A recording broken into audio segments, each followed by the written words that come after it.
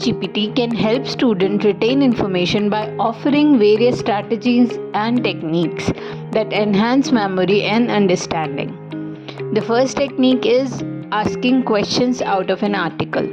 So here I am asking ChatGPT about the structure of Indian government. It gives the structure of Indian government, and now I have read the article, and now to retain this information I'm asking ChatGPT to ask questions from this article.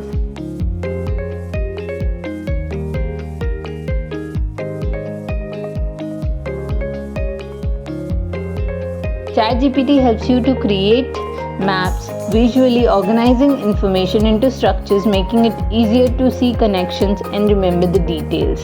You can ask for diagrams and flowcharts. Visual representation of information aids in the memory retention.